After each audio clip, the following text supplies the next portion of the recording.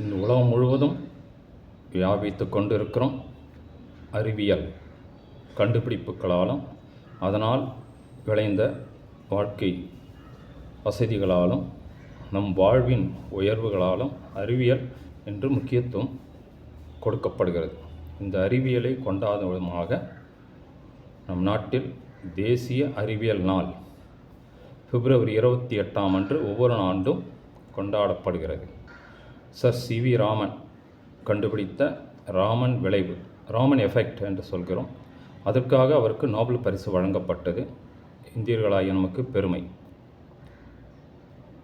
அதுக்கடுத்தது வெங்கட்ராமன் ராமகிருஷ்ணன் என்பவர் தமிழ்நாட்டை சார்ந்தவர். அவருக்கும் வேதியியலுக்காக நோபல் பரிசு வழங்கப்பட்டது. இப்படியாக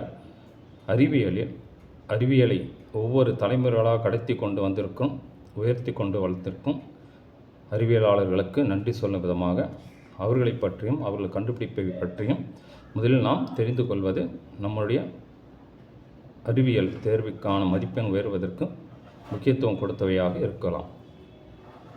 உதாரணமாக இயற்பியல், வேதியியல், உயிரியல் என்று பிரிக்கப்பட்டு நமக்கு அறிவியல் பாடப்பகுதியாக கொடுக்கப்படுகிறது. இயற்பியலின் தந்தை, ஃபாதர் ஆஃப் பிசிக்ஸ் என்று சொல்லும்போது ஆர்க்கிமிடிஸ் அவர்கள் சொல்லப்படுகிறார்கள். அதுக்கடுத்தது விலங்கியலின் தந்தை என்று சொல்லும்பொழுது கிரேக்க தத்துவ ஞானியான அரிஸ்டாட்டில் அவர்தான் விலங்கியல் தந்தையாக கருதப்படுகிறார். இப்படியாக ஒவ்வொரு விஞ்ஞானிகளின் கண்டுபிடிப்புகளை நாம் தெரிந்து கொள்ள வேண்டியது நமக்கும் நம்முடைய மதிப்பெண்ணுக்கும் முக்கியத்துவமாக இருக்கிறது. உதாரணமாக ஃபாதர் ஆஃப் கிரீன் ரெவல்யூஷன், பசுமை புரட்சியின் தந்தை என்று அழைக்கப்படுபவர் நார்மன் போர்லாக் என்ற அறிவியலாளர். அதேபோல் நம் நாட்டின் அறிவியல் பசுமை புரட்சியாளராக கண்டுபிடிக்கப்படுவர் டாக்டர் எம்.எஸ். சுவாமிநாதன், அதாவது father of Indian green revolution அவர் கருதப்படுகிறார். அதேபோல் பேலண்டாலஜி, தொல் உயிரியல் அப்படிங்கிற ஒரு அறிவியல் பிரிவிற்கு அதற்கு தந்தையாக இருக்கக்கூடியவர், அதாவது father of palaeontology Leonardo da Vinci. அதேபோல் இரத்தத்தை கண்டுபிடித்தவர், இரத்தத்தில் உள்ள RH காரணிகளை கண்டுபிடித்தவர். இத்தகைய அறிவியலாலயம் நம் பாடப்பகுதியில் கொடுக்கப்பட்டுள்ளார். அதையும் கவனத்துடன் படித்து கொள்ள வேண்டும்.